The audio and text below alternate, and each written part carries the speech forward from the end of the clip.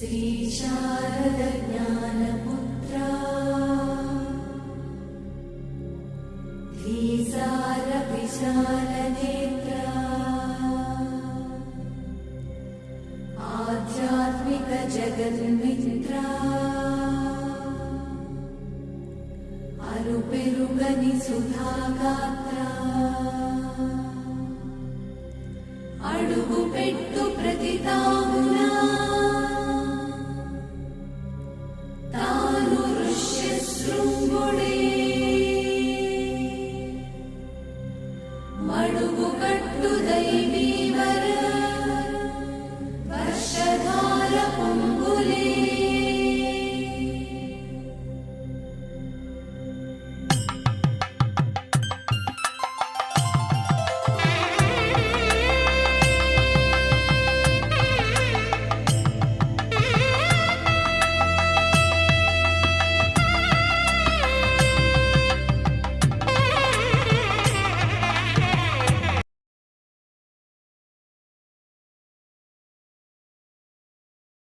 ಎಲ್ಲ ಪರಮ ಪೂಜ್ಯರ ಪದಾರವಿಂದಗಳಿಗೆ ವಂದಿಸುತ್ತಾ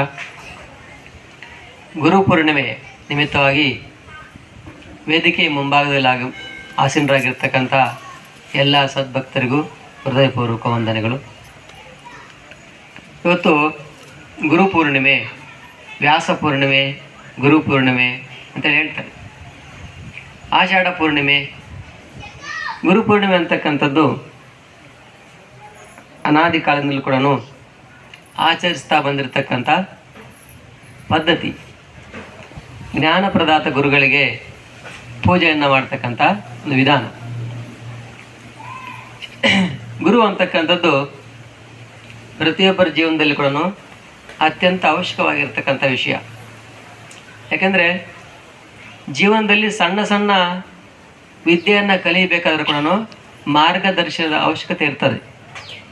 ಒಂದು ವ್ಯವಸಾಯ ಆಗಿರ್ಬೋದು, ವ್ಯಾಪಾರ, ಉದ್ಯೋಗ, ಅದೇ ರೀತಿ ಒಂದು ಸಣ್ಣ ಸಣ್ಣ ವಿಷಯ ಅದಕ್ಕೆ ಕೂಡ ಗುರುಗಳ ಅವಶ್ಯಕತೆ ಇರ್ತದೆ. ಅಂದರೆ ಆ ಮಟ್ಟದ ಗುರುಗಳು. ಹಾಗೆಯೇ ಇಲ್ಲಿ ಜೀವನ ಸಾರ್ಥಕತೆ ವಿಷಯ ಬಂದಾಗ ಅದಕ್ಕೂ ಅವಶ್ಯಕವಾಗಿ ಗುರುಗಳ ಅವಶ್ಯಕತೆ ಖಂಡಿತ ಇದೆ. ಹಾಗಾಗಿ ಜೀವನ ಅಂತಕ್ಕಂಥದ್ದು ತುಂಬ ಅಮೂಲ್ಯವಾಗಿದೆ.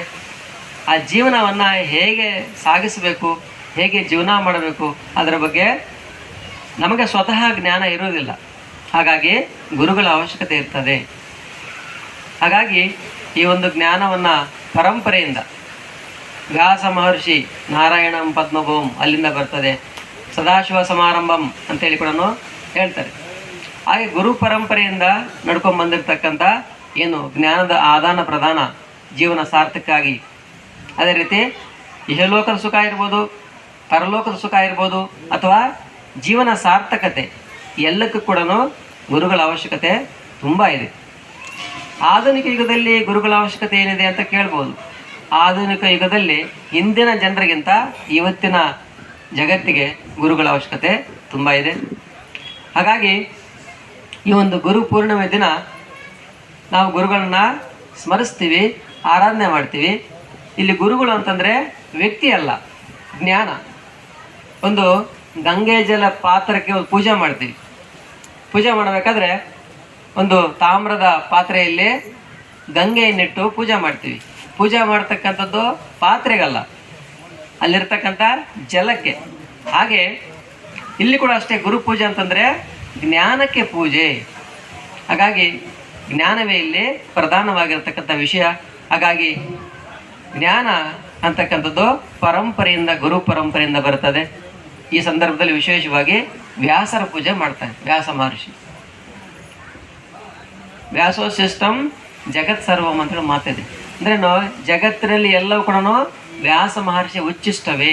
ಅಂದ್ರೆ ಏನೆಲ್ಲ ಶಾಸ್ತ್ರ ಇವತ್ತು ನಾವು ಓದ್ತೀವಿ, ಉಪನಿಷತ್ತು ಆಗಿರ್ಬೋದು, ಭಗವದ್ಗೀತೆ ಆಗಿರ್ಬೋದು, ಭಾಗವತ, ಅಷ್ಟಾದಶ ಪುರಾಣಗಳು, ಅದೇ ರೀತಿ ಆ ಪುರಾಣಗಳಿಗೆ ಉಪಪುರಾಣಗಳು.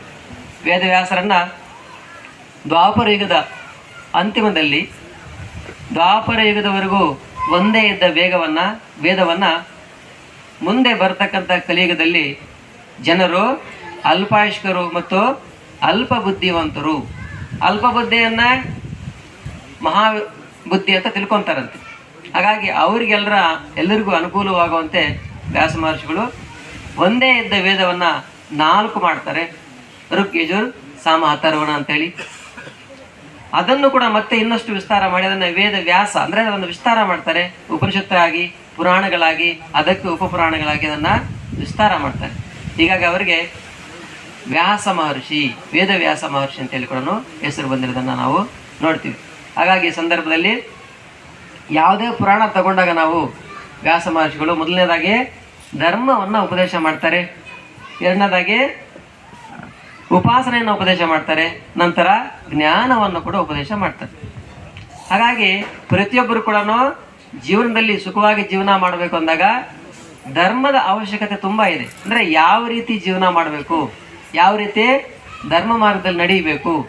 ಧರ್ಮ ಮಾರ್ಗದಲ್ಲಿ ನಡೆದವನಿಗೇನೆ ಉಪಾಸನೆ ಮಾಡತಕ್ಕಂಥ ಶಕ್ತಿ ಬರ್ತದೆ, ಉಪಾಸನೆಯ ಫಲ ಕೂಡ ಉಂಟಾಗ್ತದೆ.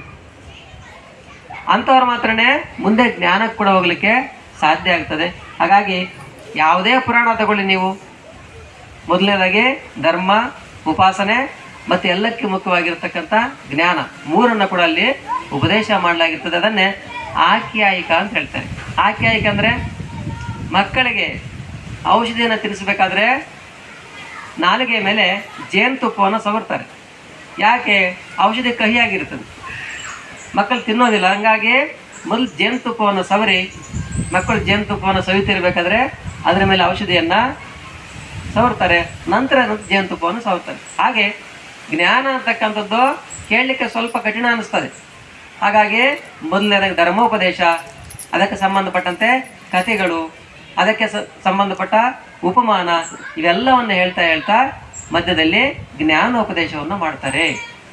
ಜ್ಞಾನ ಯಾಕಪ್ಪ ಅಂದರೆ ಮನುಷ್ಯ ಇಹ ಪರ ಸುಖಗಳನ್ನು ಪಡೆಯಬೇಕಾದ್ರೆ ಜ್ಞಾನದ ಅವಶ್ಯಕತೆ ತುಂಬ ಇದೆ. ಹಾಗಾಗಿ ಅಂಥ ಜ್ಞಾನೋಪದೇಶ ಮಾಡಿರ್ತಕ್ಕಂಥ ವ್ಯಾಸ ಮಹರ್ಷಿಗಳನ್ನ ಇವತ್ತು ನಾವೆಲ್ಲರೂ ಕೂಡ ಸ್ಮರಿಸ್ತೀವಿ. ಎಲ್ಲರ ರೂಪವಾಗಿ, ಎಲ್ಲ ಗುರುಗಳ ರೂಪದಲ್ಲಿ ವ್ಯಾಸ ಮಹರ್ಷಿಯನ್ನು ಪೂಜೆ ಮಾಡ್ತಾರೆ. ಗುರುಗಳು ಎಷ್ಟೇ ದೊಡ್ಡವರಾದರೂ ಕೂಡ ಅವರ ಗುರುಗಳಿಗೆ ಹೊಂದಿಸ್ತಾರೆ. ಇವತ್ತು ಗುರುಗಳಾಗಿರ್ಬೋದು, ಆದರೆ ಒಂದಿನ ಅವರು ಅವ್ರ ಗುರುಗಳ ಶಿಷ್ಯರ ತಾನೆ. ಹಾಗೆ ವ್ಯಾಸ ಮಹರ್ಷಿಗಳು ಹಾಗೆ ಗುರು ಪರಂಪರೆಗೆ ಇವತ್ತು ವಂದಿಸ್ತಕ್ಕಂಥ, ಪೂಜಿಸ್ತಕ್ಕಂಥ, ಆರಾಧಿಸ್ತಕ್ಕಂಥ ದಿವಸ. ಹಾಗಾಗಿ ಈ ಗುರು ಪೂರ್ಣಿಮೆ ಅಂತಕ್ಕಂಥದ್ದು ತುಂಬ ಮಹತ್ವವನ್ನು ಪಡೆದಿರ್ತಕ್ಕಂಥ ದಿವಸ. ಈ ಒಂದು ಸಂದರ್ಭದಲ್ಲಿ ಇಷ್ಟೊಂದು ಈ ಒಂದು ಸುಂದರವಾದ ವಾತಾವರಣ ನಿರ್ಮಾಣ ಮಾಡಿ ನಮ್ಮ ವಿಶೇಷವಾಗಿ ಶ್ರೀನಿವಾಸ್ ಅವರು ಹೇಳ್ತಾರೆ, ಮನುಷ್ಯಾಣಂ ಸಹಸ್ರೇಶು ಕಶ್ಚಿತ್ ಯತ್ ಸಿದ್ಧಯೇ ಅಂತೇಳಿ. ಮನುಷ್ಯನ ಯಾರೋ ಒಬ್ಬರು ಮಾತ್ರನೇ ಈ ಆಧ್ಯಾತ್ಮಿಕದ ಒಲವು, ಧರ್ಮದ ಕಡೆ ಒಲವು ಎಲ್ರಿಗೂ ನೋಡ್ತೀವಿ ನಾವು. ಅಂಥ ಒಂದು ಇದರಲ್ಲಿ ಎಷ್ಟೆಲ್ಲ ಜೀವನ ಎಲ್ರಿಗೂ ನೋಡ್ತೀವಿ ನಾವು. ಅಂಥ ಒಂದು ಇದರಲ್ಲಿ ಎಷ್ಟೆಲ್ಲ ಜೀವನ ಮಾಡಲಿಕ್ಕೆ ವ್ಯಾಪಾರ ಮಾಡ್ಬೋದು, ವ್ಯವಸಾಯ ಮಾಡ್ಬೋದು, ಉದ್ಯೋಗ ಏನೆಲ್ಲ ಮಾಡ್ಬೋದು. ಅಂಥ ಇದರಲ್ಲಿ ಎಲ್ಲವನ್ನು ಬಿಟ್ಟು ಧರ್ಮ ಮಾರ್ಗದ ಕಡೆ ಬಂದು ಆಶ್ರಮ ನಿರ್ಮಾಣ ಮಾಡಿ 16 ಜನ ಮಹಾನುಭಾವರನ್ನ ಕರೆಸಿ, ಅದೇ ರೀತಿ ಭಕ್ತರನ್ನ ಇಲ್ಲಿ ಕೂರಿಸಿ ಒಂದು ಜ್ಞಾನ ಆದಾನ ಪ್ರದಾನ ಮಾಡುವಂಥ ಒಂದು ವ್ಯವಸ್ಥೆ ಮಾಡುವಂಥ ಸಂಕಲ್ಪ ಮಾಡಿ ಶ್ರೀನಿವಾಸ್ ಅವರು ಇಷ್ಟೆಲ್ಲ ಮಾಡಿದ್ದಾರೆ. ತುಂಬ ಸಂತೋಷ ಆಗ್ತದೆ. ಈಗಿನ ಕಾಲದಲ್ಲಿ ನಾವು ನೋಡ್ತೀವಿ ಈ ಥರ ಆಶ್ರಮ ಮಾಡಬೇಕು, ಇವೆಲ್ಲ ಆಸಕ್ತಿ ತುಂಬ ಕಮ್ಮಿ. ಹಾಗಾಗಿ ಇಷ್ಟೆಲ್ಲ ನಾವು ಮಾಡದೇ ಇದ್ರೂ ಕನಿಷ್ಠ ಬಂದದನ್ನು ಸದ್ವಿನಿಯೋಗ ಮಾಡ್ಕೋಬೇಕು, ಆವಾಗಲೇ ಜೀವನ ಸಾರ್ಥಕ ಆಗ್ತದೆ. ತುಂಬ ಸಂತೋಷ, ತಾವೆಲ್ಲ ಬಂದಿದ್ದೀರಿ, ಆಗಮಿಸಿದಿರಿ. ಇನ್ನೂ ಮಹಾನುಭಾವರು ಮಾತಾಡೋರಿದ್ದಾರೆ, ಅವರೆಲ್ಲ ಮಾತನ್ನು ಕೇಳಿ ನಾವೆಲ್ಲ ಧನ್ಯರಾಗೋಣ ಅಂತ ಹೇಳ್ತಾ, ಪರಮಾತ್ಮ ಎಲ್ಲರೂ ಕೂಡ ಭಕ್ತಿ ಜ್ಞಾನ ವೈರಾಗ್ಯ ಕೊಡಲಿ ಅಂತ ಹೇಳ್ತಾ ನನ್ನ 2 ಮಾತು ಮುಗಿಸ್ತೀನಿ. ಧನ್ಯವಾದ, ನಮಸ್ಕಾರ.